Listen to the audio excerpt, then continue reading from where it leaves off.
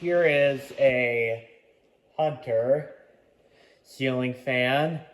Let's take a look at the informations for you. If I can find them, of course. They gotta be on the other side. If it's not on that side, oh, there they are, right here. I don't know how well you're gonna get a shot of that, but this is from 1999. I know that.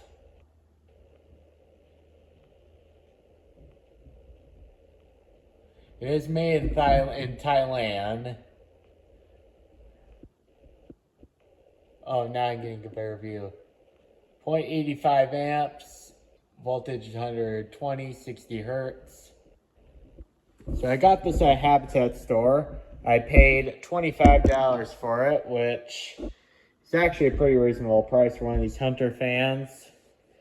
Hunter, to my knowledge, would have been a more expensive fan brand from the 90s.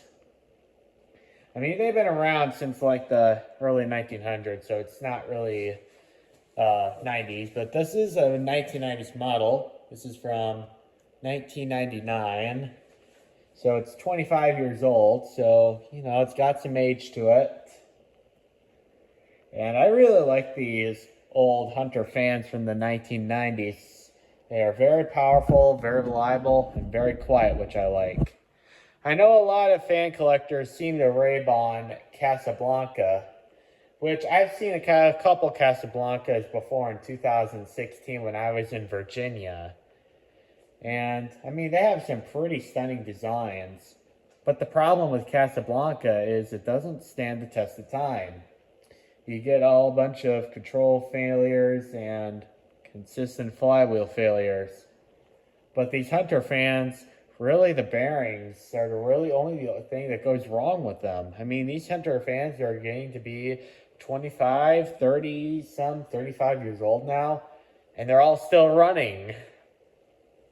And by the way, I know that Casablanca has IntelliTouch control failures because one of my dad's friends, he told me a couple of years ago that his IntelliTouch control is drifting, which is one of the reasons why I really don't like electronic controls on ceiling fans, because it hosts another bunch of things to break.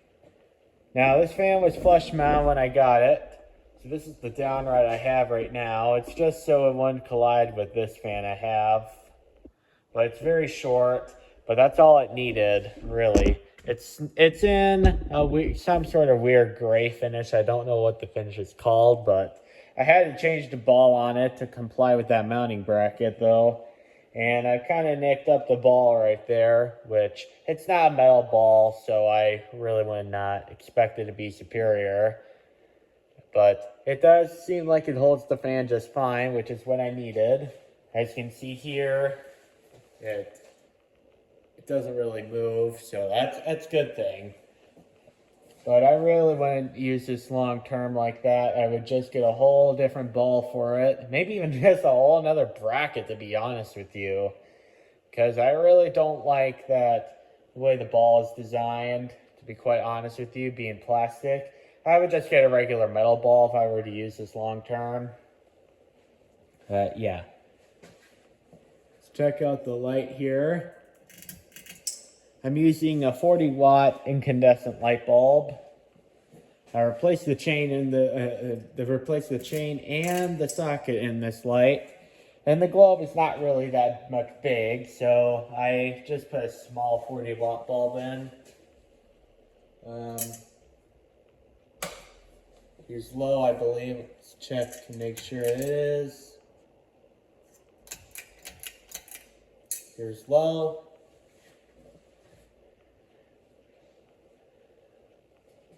Now the blades are a little bit out of clock right here. But I think it's because the blades right here are kind of loose on this thing, so it probably is the reason why. But these use rubber grommets in between the blades so that they wouldn't vibrate. That's a smart design, but to be quite honest with you, I really kind of don't like that design because some of those screws might be as tight as they go and the blades would still be loose. It's smart thinking, though. It makes a quieter fan. And it's dead silent, the ceiling fan. That's one of the reasons why I like Hunter fans so much.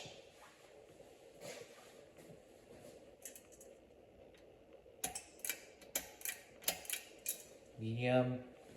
And yes, I really should get a pull chain extension.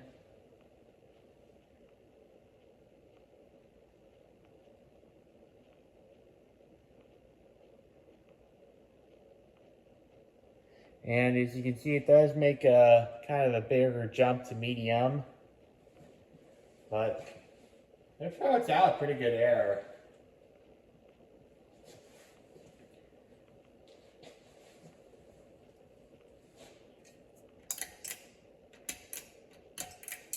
And now high.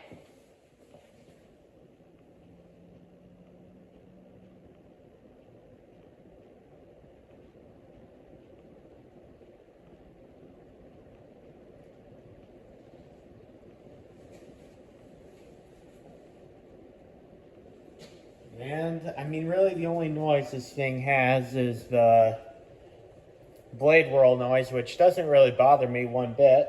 I mean, you kind of have to expect that with the ceiling fan.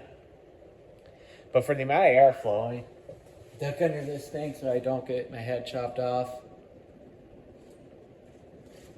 I've got to say, it's a really nice, steady amount of airflow. It's not very gusty, which is a good thing. This thing, I think, has a nice size motor as well. This thing's pretty heavy for a 52-inch fan.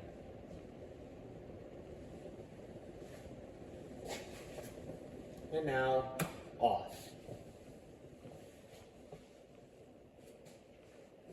Well, there you have it, my 1999 Hunter Passport ceiling fan in antique brass. Thank you. Have a nice day.